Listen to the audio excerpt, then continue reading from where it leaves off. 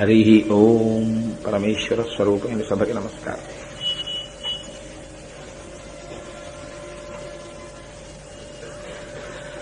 పద్మాసనస్థయో పద్మావతీదేవి నిజవక్షమందున నిలుపుకొనుచు. జనులకు తన చరణములే శరణమని దక్షిణకరము పాదములు చూప, తన చరణములు నమ్మిన వారలకు ఈ భవాంబోధి కటిదగ్నమగునటంచు, వామహస్తంబు కటిభాగమున నిడుకొని చూపరులకు సంకేతించుచుండ. పరమ పావన శేష పర్వతము మీద అలరు ఆనంద నిలయమందునను నిలిచి దివ్యమంగళ విగ్రహుండవ్యయుండు.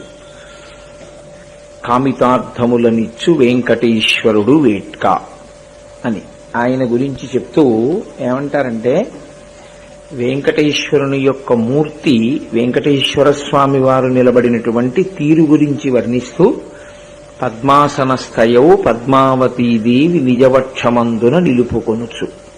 పద్మము నుండి ఆవిర్భవించినటువంటి తల్లి ఎవరుందో ఆ పద్మావతిని తన వక్షస్థలమునందుంచుకున్నవాడై ఆయన ఆ పద్మపీఠం మీద నిలబడి జనులకు తన చరణములే శరణమని దక్షిణకరము పాదములు చూప. కుడి చెయ్యి ఇలా ఉంటుంది, ఇలా ఉండడంలో చెయ్యి చూపిస్తూ ఉంటుంది. చేతిని ఇలా ఇలా కదండి చూపిస్తాం. ఇలా ఉంటే కిందకి చూడు. దేన్ని చూడాలి? పాదములను చూడు. దక్షిణకరము పాదములు చూప. ఈ పాదములను ఎందుకు చూపించడం అంటే, ఈ చరణములు నమ్మిన వారలకు భవాంబోధి కటిదగ్నమగునటంచు. ఎవరు నా పాదములను నమ్మి ఉంటారో, ఎవరు నా పాదములను సేవిస్తారో వాళ్ళకి సంసారం అనేటటువంటి సముద్రము నడుములోతు మాత్రమే వస్తుంది. సముద్రం అంటే ఎంతమందైనా మునిగిపోతారు. అటువంటి సముద్రము వంటి సంసారము నడుములోతు వరకు మాత్రమే వస్తుంది ఆ పాదములను నమ్మిన వాళ్లకు. కాబట్టి అలా ఈ విషయాన్ని నమ్మమని వామహస్తంబు కటిభాగముల నుంచి చూపరులకు సంకేతించుచుండ. ఈ ఎడం చెయ్యి ఇలా నడుము మీద పెట్టుకుని ఉంటాడు. అది ఆయన యొక్క సంకేతం. చూపరులకు సంకేతించుచుండ అలరు ఆనంద నిలయమందునను నిలచి పరమ పావన శేష పర్వతము మీద, పరమ పావనమైనటువంటి శేషాచలంలో అలరు ఆనంద నిలయమందునను నిలచి, ఆనంద నిలయం అనేటటువంటి విమానంలో ఆయన ఉంటూ దివ్యమంగళ విగ్రహుండవ్యయుండు. ఆయన దివ్యమంగళమైనటువంటి విగ్రహము కలిగినటువంటి వాడు. ఆయన్ని చూసిన వాళ్ళు పసిపిల్లల దగ్గర నుంచి వృద్ధుల వరకు అందరూ ఆకర్షింపబడమే తప్ప ఏముందండి ఇక్కడ చూడ్డానికి అనేవాళ్ళు ఎవరు ఉండరు. అలరు ఆనంద నిలయమందునను నిలచి ఆయన ఏం చేస్తుంటాడు? భక్తవరదుండు వెంకటేశ్వరుడు వేట్కా. భక్తవరదుడై భక్తుల యొక్క కామితార్థములను తీరుస్తూ ఉంటాడు. అయితే ఇందులో వెంకటేశ్వర స్వామి వారి యొక్క తత్వమును నిక్షేపించారు ఈ శ్లోకంలో. ఇది నిజానికి చాలా గంభీరమైనటువంటి విషయం. ఎందుకంటే సనాతన ధర్మమునందు దేవతాస్వరూపములకు కొన్ని ముద్రలు ఉంటాయి. ఆ ముద్ర లేకుండా ఉత్తినే నిలబడినటువంటి స్థితిలో ఎవ్వరు ఉండరు. చేతులు రెండు ఇలా కిందకి దింపుకుని ఎవ్వరు ఉండరు. ప్రతి మూర్తి కూడా ఏదో ఒక ముద్ర పడుతుంది. ఇలా అన్నా ఉంటుంది, లేకపోతే ఇలా అన్నా ఉంటుంది, లేకపోతే ఇలా అన్నా ఉంటుంది. ఏదో ఒక ముద్ర. ముద్ర అంటే సంకేతము. ఒక ముద్ర పడతారు. ఆ ముద్ర పట్టారు అంటే అర్థం ఏమిటంటే ఆ ముద్రకి వెనకాతల ఏదో తాత్వికమైనటువంటి రహస్యం ఉన్నది అని గుర్తు. ఆ తాత్వికమైన రహస్యాన్ని మీరు అన్వయం చేసుకుంటే, అన్వయము అంటే దాని గురించి తెలుసుకుని మీరు దానిని ఆచరణ పర్యంతములోనికి తెచ్చుకుంటే ఎవరు ముద్ర పట్టారో వారిని చేరుకుంటారు. అదే దాని రహస్యం. ఆ ముద్ర యొక్క సంకేతం ఏమిటో తెలియాలి. ఆ ముద్ర సంకేతం అర్థమైతే ఆయన్ని చేరుతాం. అందుకని ఈశ్వర దర్శనం చేయడం వెనకాతల ఉండేటటువంటి రహస్యం ఇది.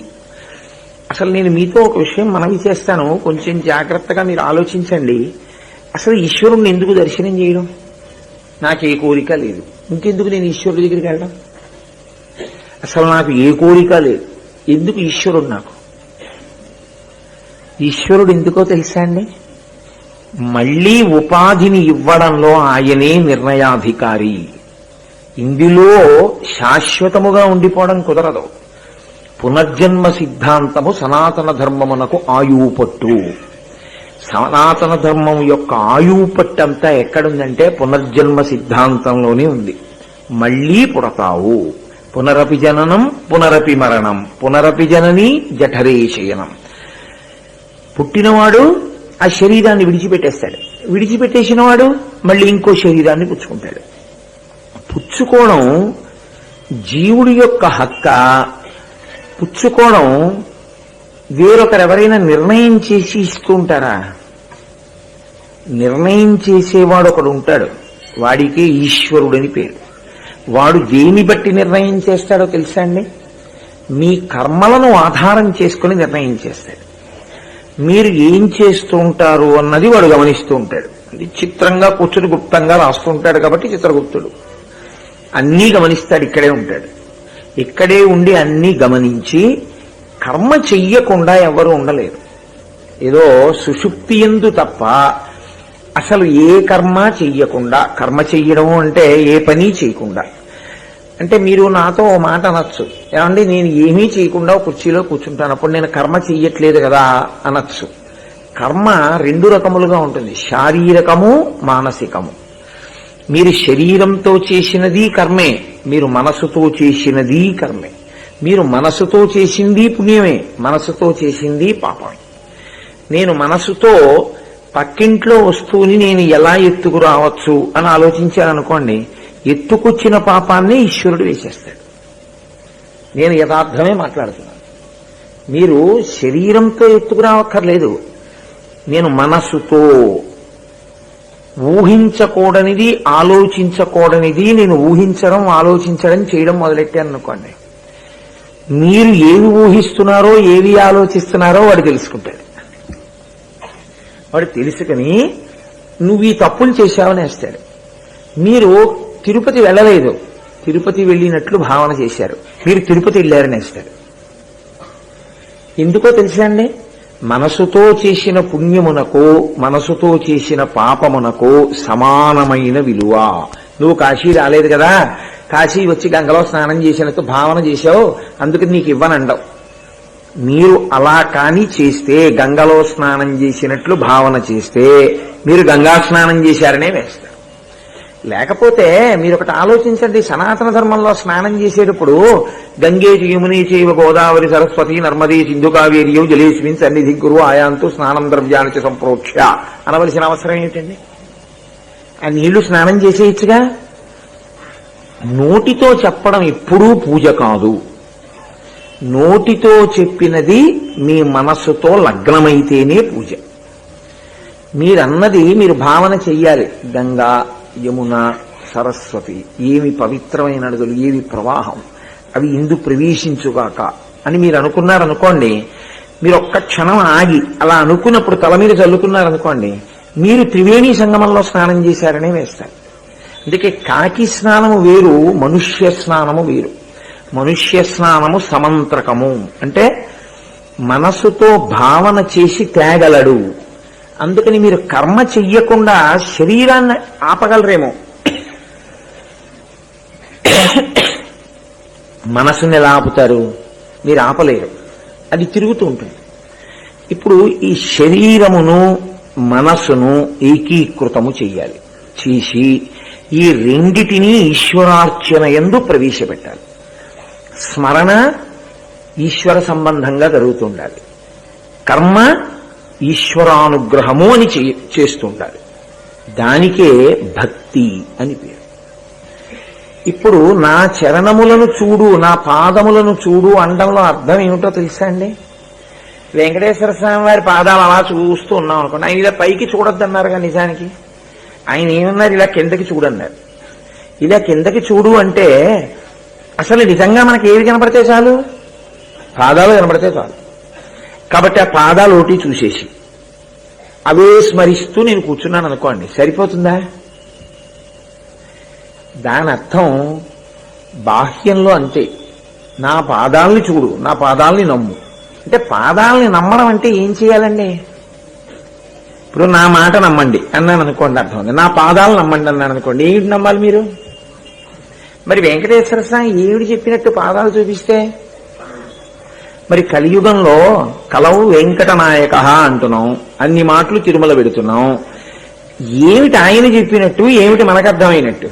వెళ్ళి ఆయన ఇలా చూపించడంలో అర్థం ఏమిటో తెలుసా అండి?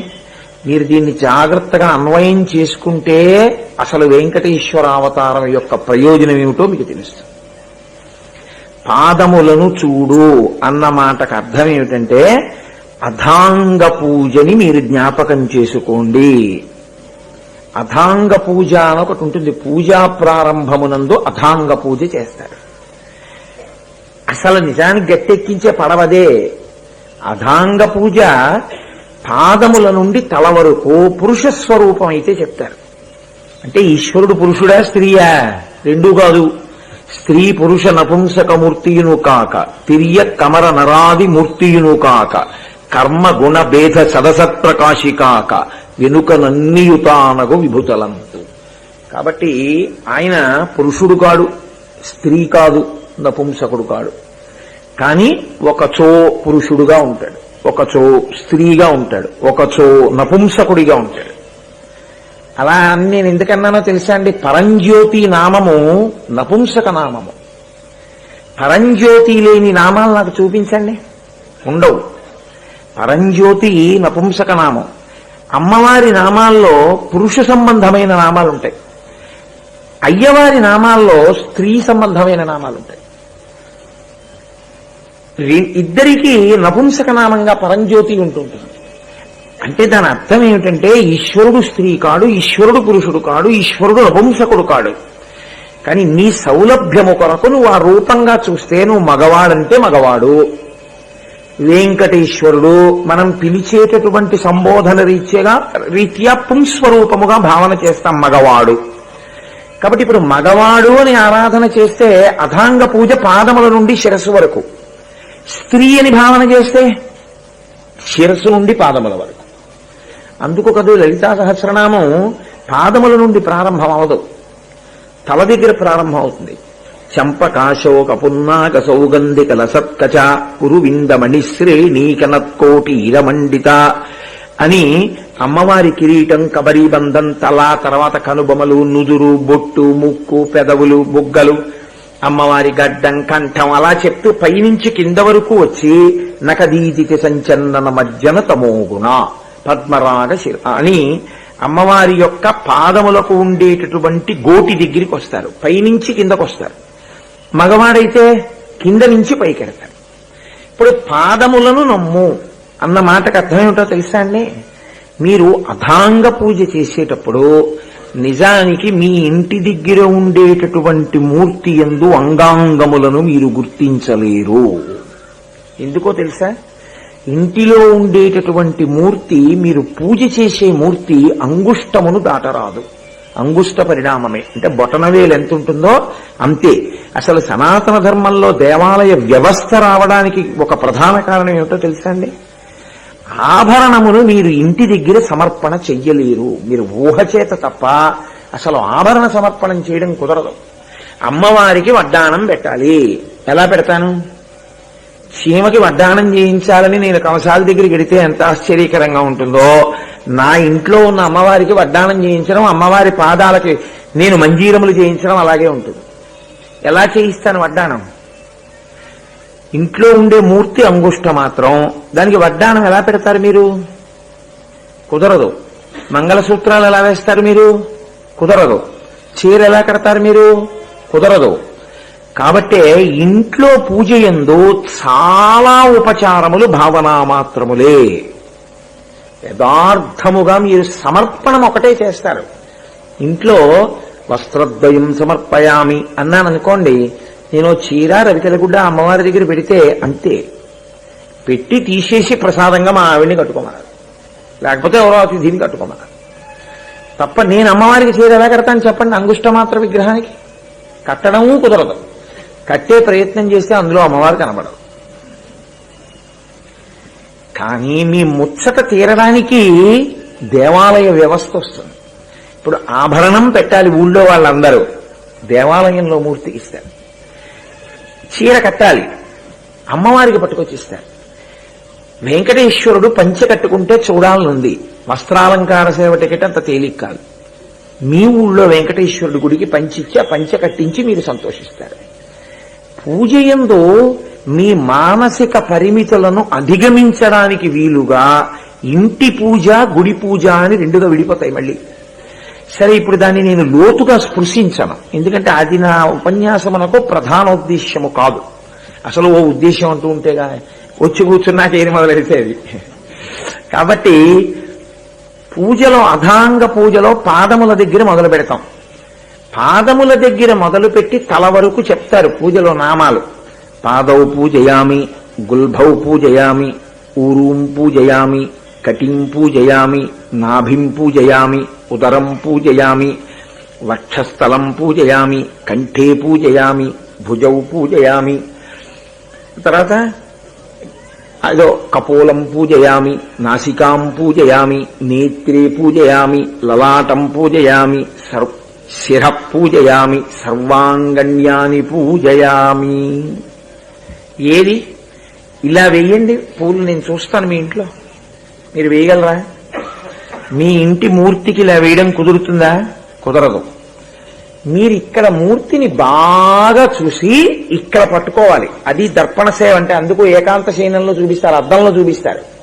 ఏకాంత శయనమునందు అద్దంలో చూపించడానికి కారణం అది. నిజానికి ఏకాంత శయనాల్లో అలా చూడరు, అద్దంలో చూస్తారు.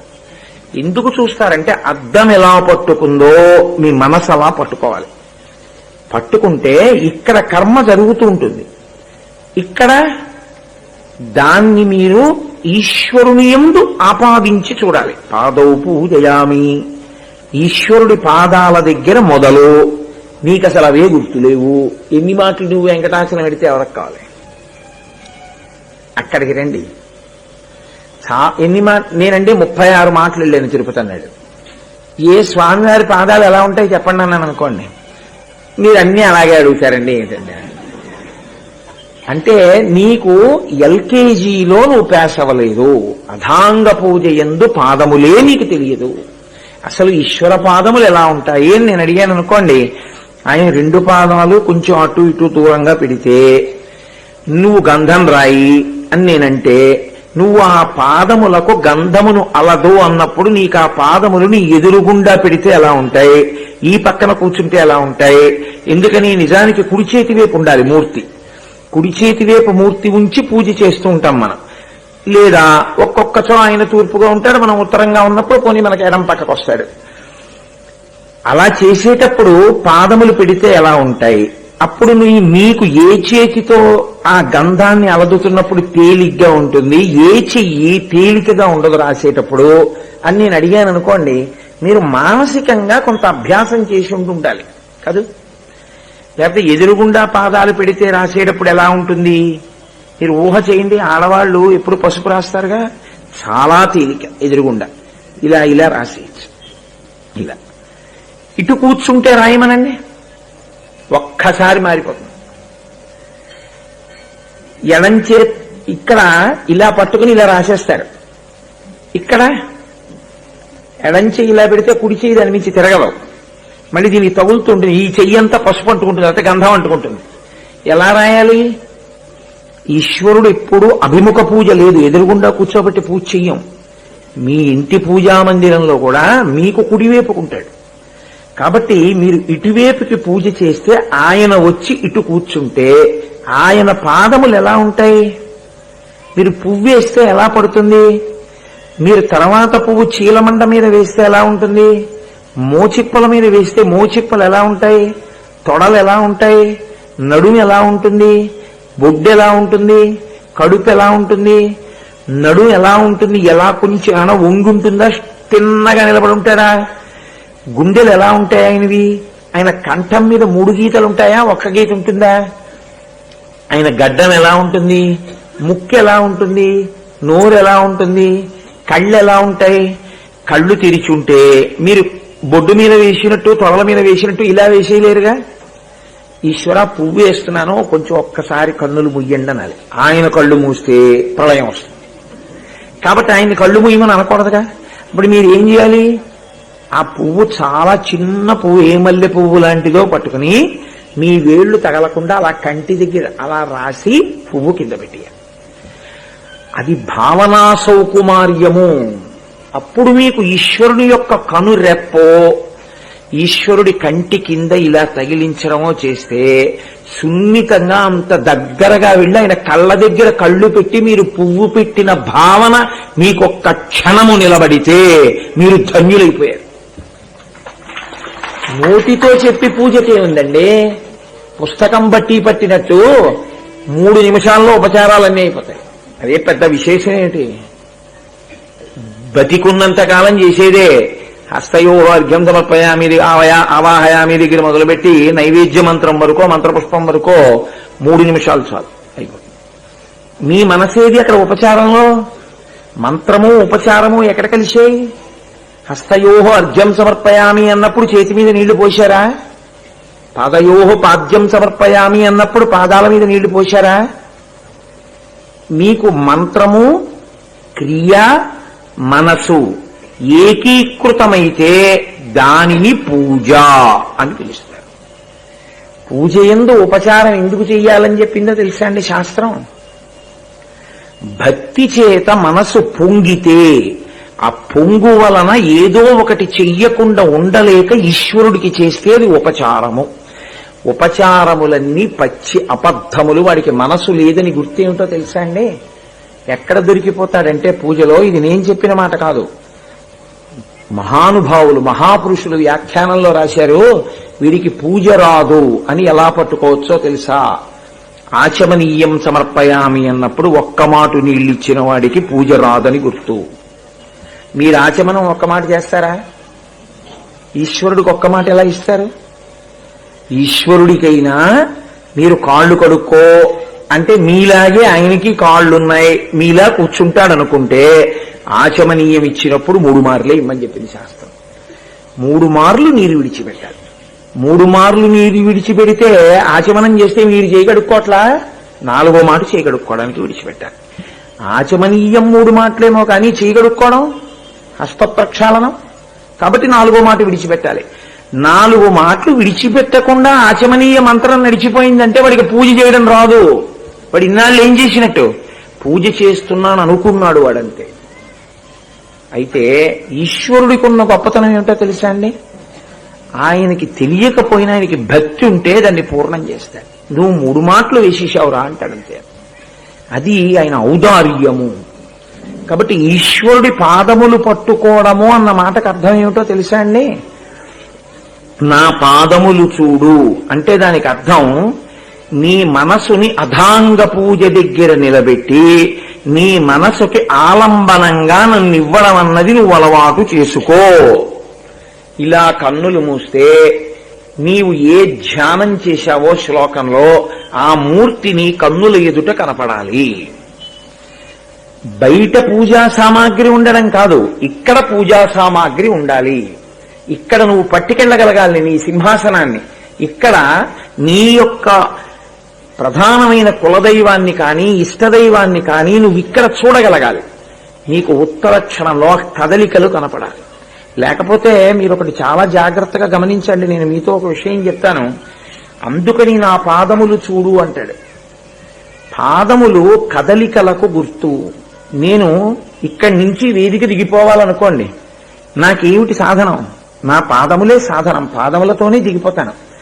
కదలికలన్నీ పాదములే. కదలికలన్నీ పాదములైతే ఈశ్వరుడు కదలకుండా మీ ముందు కూర్చునుంటే ఉపచార సమర్పణమునందు ఆయన కదలికను మీ మనసు పట్టుకోవాలి. నేను మీకు ఒక విషయం చెప్తాను.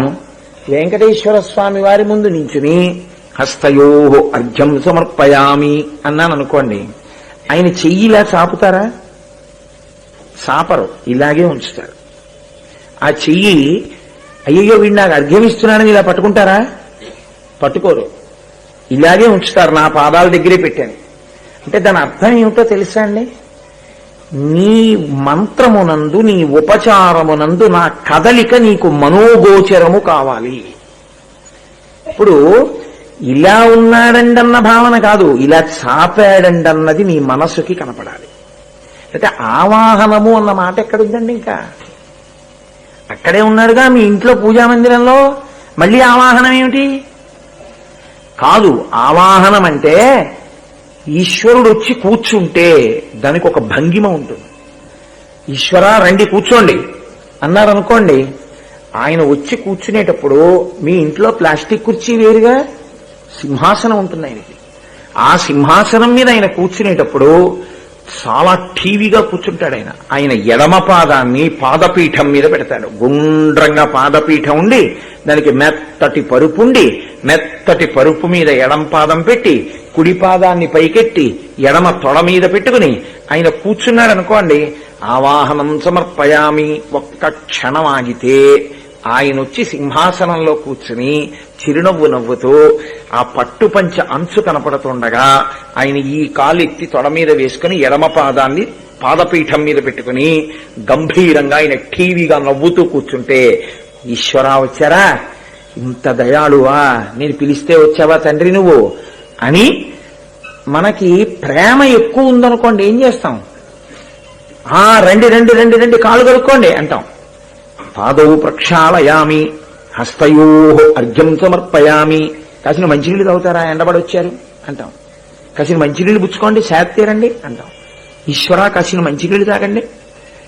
మీకు శాంతి కలగద్దు, తాపోపశాంతి కలగాలి. ఎందుకని ఆయన ఈ వాతావరణంలో, ఈ వేడిలో ఇంతమంది ఉచ్ఛ్వాస నిశ్వాసలు తగులుతూ ఏ పదార్థాలు ఎలా ఉన్నాయో దాని మించి వచ్చే గాలి తగిలింది. మీరు ఉపశాంతి పొందండి, 3 మాటలు ఆచమనం చేయండి ఈశ్వర. అయితే మీరు ఒకటి కనిపెట్టండి, ఇవన్నీ మీరు చెప్తున్నారు, దీనికి అనుగుణంగా ఆయన ఏమైనా కదిలేడా? మీ ఇంట్లో గుళ్ళో కదిలేడా? కదలడు. కానీ కదలని స్వామి కదిలేడు. ఎక్కడ కదిలేడు? ఇక్కడ కదిలేడు. ఎవడికి కదిలేడో వాడు ధన్యుడు. ఎవడికి ఆ కదలిక కనపడదో వాడు చేసే పూజ యాంత్రికం, వాడు చెప్పే మంత్రం యాంత్రికం. ఎందుకో తెలుసా అండి? వాడికి అసలు అలా అందిద్దామన్న ఓహేది, వాడికి ఆ కదలిక ఎక్కడ కనపడుతుంది? ఆ కదలిక ఇక్కడ భావగోచరం కాదు. ఈ భావగోచరం అవడం అన్నది నీ మనసుకి ఆలంబనంగా ఇవ్వడం నీకు అలవాటైతే నీ పక్కన ఆయన ఉన్నాడన్నది కూడా నీకు కనపడుతుంది, నీలో ఆయన ఉన్నాడన్నది కూడా నీకు కనపడుతుంటుంది. నువ్వు ఎప్పుడు పిలిస్తే అప్పుడు నీతో పాటు వచ్చి కూర్చోడానికి ఆయన సంతోషంగా సిద్ధంగా ఉండడం నీకు కనపడుతుంది. నీకు అసలు ఆ కదలికలు పట్టుకోవడం అన్నది ఎప్పుడూ అలవాటు కాకపోతే నీకేమైపోతుందంటే ఉపచార సమర్పణమునందు యాంత్రికమైనటువంటి స్థితి వచ్చేస్తుంది. ఈ కదలిక నీ మనసు పట్టుకోవాలి సుమా. ఇది చెప్పడం పాదములను పట్టుకో కాదు. మీకు నేను ఇక్కడ ఒక పెద్ద రహస్యం చెప్తాను. ఎప్పుడూ మనసుతో ఆయన కదులుతున్నట్లు పట్టుకోవడం తప్పని నేను అనను. కానీ విచారణ యందు మీరు పూజ చేస్తూ మీరు ఒక గొప్ప స్థితిని అనుభవించాలి. ఆ స్థితి ఏమిటో తెలుసా అండి? పాదములు చూడు అని ఎందుకంటాడో తెలుసా ఆయన? ఉపచారములు అని కొన్ని ఉంటాయి. ఈశ్వరుడికి మనం నీళ్లు ఇవ్వడం, నైవేద్యం పెట్టడం, వస్త్రద్వయం ఇవ్వడం, యజ్ఞోపవీతం వేయడం, చందనం రాయడం, ఇలాంటివి. మీరు కొంచెం జాగ్రత్తగా ఆలోచించండి. ఈశ్వరుడికి మీరు చేసేటటువంటి ఉపచారములు అన్నీ కలిపి 5 రకాలుగానే ఉంటాయి. 5గా విభాగంలోకి వెళ్ళిపోతాయి. మళ్ళీ ఒక ఉదాహరణ నేను మీకు చెప్పాలి అంటే, గంధాన్ని ఈశ్వరుడికి అలదుట, గంధం రాయండి ఈశ్వరుడికి అని నేను అన్నాను అనుకోండి. ఆ ఉపచారాన్ని ఎక్కడికి తీసుకెడతారో తెలుసా అండి? పృథివీ సంబంధము. గంధం చెక్క ఎక్కడిది? పృథివీలోంచి వచ్చింది. సువాసనలన్నీ ఎవరివి? పృథివీ. అందుకే వస్త్రము పృథివీ సంబంధం. పత్తి ఇక్కడి నుంచైనా వచ్చింది, బట్ట అక్కడైనా తయారైంది. ఆభరణము పృథివీ సంబంధం. మీరు ఎన్ని ఆభరణాలు ఇవ్వండి పృథివీ సంబంధమే. బంగారం అంతా పృథివీలోనే దొరకాలి, వజ్రాలు రాళ్లు వైఢూర్యాలన్నీ పృథివీలోనే దొరకాలి. ఏదో ముత్యం అయితే సముద్రంలో దొరుకుతుందేమో. అలా ఈశ్వరుడికి గంధమును అలదుట పృథివీ సంబంధం. మీరు జల సంబంధము కొన్ని ఉంటాయి. నీరు రుచిని తన్మాత్రగా పొంది ఉంటుంది. నైవేద్యము ఆయన ఆచమనీయము. మధ్యే మధ్యే పానీయం సమర్పయామి. ఇది భావగోచరం అవడం అంటే. మీరు ఎలా గబగబా తింటే మీకు డెక్కి పెడుతుందో, గబగబా నైవేద్య మంత్రం చెప్పినటువంటి చోట ఈశ్వరుడికి అలాగే డెక్కి పెడుతుంది. మధ్యే మధ్యే పానీయం సమర్పయామి మంత్రం ఎందుకు వచ్చింది? మధ్య మధ్యలో నీళ్లు తాగుతూ తినవయ్యా, నీకు డెక్కెడుతుందో స్వామి అన్నది నీ ప్రీతి. ఆ ప్రీతి నీకు ఉంటే నీళ్లు విడిచిపెట్టి ఒక్క క్షణం ఆగాలి. ఆయన తాగి అప్పుడు మళ్ళీ తింటున్నాడు. మళ్ళీ తింటున్నాడు లేకపోతే మధ్య మధ్య అన్న మాట లేదుగా. అంటే ఇంకా తింటాడని కదా. మళ్ళీ తింటాడు, ఒక్క క్షణం ఆగాలి, అయిపోయింది తినేయడం. ఇప్పుడు హస్తౌ ప్రక్షాళయామి, చేతులు కడుక్కోండి. కదలిక నీకు కనపడాలంటే మంత్రం ఆగద్దండి. కదలిక నీకు కనపడాలంటే మంత్రం ఆగాలి. కదలిక అక్కర్లేదు, నీ ఇష్టం. ఇది పాదములు చూడు అన్న మాటకు అర్థం. నా పాదములు చూడు అండంలో ఉపచారములన్నీ 5గా విడిపోతున్నాయి. కొన్ని పృథివీ సంబంధం, నైవేద్యం జల సంబంధం. ఎందుకని నీటితో ఉంటుంది. ఆహారము ఏదైనా రుచి అన్న మాట శోషింప చెయ్యకుండా నిలబెట్టుట అన్నమాట నీటి సంబంధంగానే ఉంటుంది. అందుకే సంజీవనం సమస్తస్య జగత సలిలాత్మిక భవ ఇత్యుచ్యతే మూర్తి భవస్య పరమాత్మనః. లింగపురాణం అలా మాట్లాడుతుంది వ్యాసుడు. శరీరమును నిలబెట్టేది నీరే. ఆ నీరే నిజానికి నైవేద్యమునందు ప్రధాన భాగం. నీరు ఇవ్వకుండా మీకు అన్నం పెట్టారనుకోండి, మీరు తినలేరు. మీకు వెంటనే డెక్కెట్టేస్తుంది పరగడపన. నీరు పక్కన ఉండాలి. 2 ఇడ్లీ ముక్కలు తినేటప్పటికి డెక్కెడుతుంది. కాస్త ఓ గుటక నీళ్లు పోసుకోవాలి. అసలు యథార్థం చెప్పాలంటే ఈశ్వరుడు కూడా పరిశేచనం చెయ్యాలి. మీరు అలా ఆలోచించినప్పుడు ఆయన కూడా తినాలంటే అసలు నీరు లేకపోతే ఎలాగండి? కాబట్టి జల సంబంధం కొన్ని, ఆకాశ సంబంధం కొన్ని. ఏవి? మీరు ఈశ్వరుడికి ఓ వీణానాదం వినిపించారనుకోండి, కీర్తన వినిపిస్తున్నాం కదా. కీర్తన శబ్దము ఆకాశ గుణకము, ఆకాశమునందు ప్రయాణిస్తుంది, ప్రయాణించి చెవికి చేరుతుంది. ఒక వీణ వాయించినా, వేణువు వాయించినా, లేకపోతే మీరు మంత్రం చెప్పినా, సామవేదం చదివి ఆయన్ని శాంతి పొందు అని చెప్పినా, లేకపోతే మీరు ఒక మధ్యలో వాయించినా, మీరు చేసేవన్నీ కూడా ఆకాశ సంబంధములై ఉంటాయి. కొన్ని ఆయనకి వేడిని కల్పించడానికి ఆ వేడి రూపంలో గోరువెచ్చగా తగలడంలో ఆయన ఆహ్లాదమును పొందుతాడు. ఈ కదలికలు మీ భావనలండి. ఈశ్వరుడికి స్నానం చేయించారు, ధూపమాఘ్రాపయామి, ధూపం వేస్తున్నారు. ఇలాగ ఎందుకు వేస్తున్నారు ధూపం? చంటి పిల్లాడికి ఎందుకు వేస్తున్నారో అందుకే వేస్తున్నారు. కాస్త స్వామి గోరువెచ్చగా తగిలితే ఎక్కడైనా తడి ఉంటే ఆరిపోయి మీకు హాయిగా ఉంటుంది. లేకపోతే తడి ఉండిపోయిందనుకోండి దుర్వాసన వస్తుంది. మీరు చూడండి, నీరుండిపోయి ఇలా అని వాసన చూడండి, దుర్వాసన వస్తుంది. అన్ని ధూపం వేస్తారు. మనం పౌడర్ రాసుకున్నట్లేమో అంగరాగం మనదైతే. కాబట్టి ధూపమాఘ్రాపయామి అగ్ని సంబంధం. మీరు చేసే ఉపచారములు అన్నీ కలిపి 5గా మారిపోతాయి. పృథివీ, ఆపస్, తేజో, వాయు, ఆకాశములు. అన్ని ఉపచారములు ఈ 5గానే మారి ఈ 5ఏ ఆయన ఈ 5ఇంటితోటే ఆయన ఈ లోకములనన్నిటినీ నిర్మాణం చేస్తాడు. తానే వాటిగా ఉంటాడు. విశ్వము విష్ణువు. అందుకే ఆయన 5ఇంటితోటే మిమ్మల్ని తయారు చేశాడని మీకు భావన లోపల కదిలితే ఈ కదలికల వలన మీరు పునీతమవుతారు. మీ కర్మ పునీతం ఎప్పుడవుతుందో తెలుసా అండి? ఆ కదలిక మీ మనస్సు యొక్క కదలికలకు, ఆ కదలిక మీ శరీర కదలికలకు ఆలంబనమైతే, ఆధారమైతే మీ కదలికలన్నీ పునీతములే. మీరు ఋషి అంతే. దీనికి అర్థం ఏమిటంటే శంకరాచార్యులు వారు సౌందర్యలహరిలో అంటారు, జపోజల్ప శిల్పం సకలమపి ముద్రా విరచన గతి ప్రాదక్షిణ్యాత్ క్రమణమశనాత్ జహుతి విధి ప్రణామ సంవేశ సుఖమఖిలమాత్మార్పణ దృశ అని సపర్యాపర్యాయస్తవ భవతు ఎన్నే విలసితం అంటారు. నేను మాట్లాడుతున్నాను అనుకోండి, నా మాట మీద నాకు అదుపు ఎప్పుడు వస్తుంది? అరే 84 లక్షల జీవరాశుల్లో 83,99,999 జీవులకు మాట్లాడే అధికారం లేదు. అవి నోటితో మాట్లాడలేవు. రామా అనలేవు.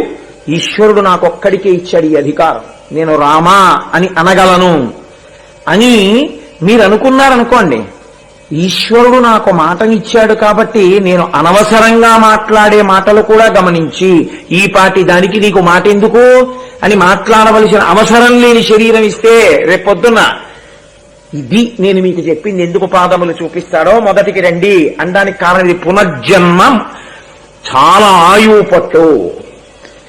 కుక్క అయిపోతావు, పిల్లి అయిపోతావు, పంది అయిపోతావు, అప్పుడు వస్తుంది ఇబ్బంది. మాట లేకపోతే మాట ఉన్న ప్రాణి మనుష్యుడే.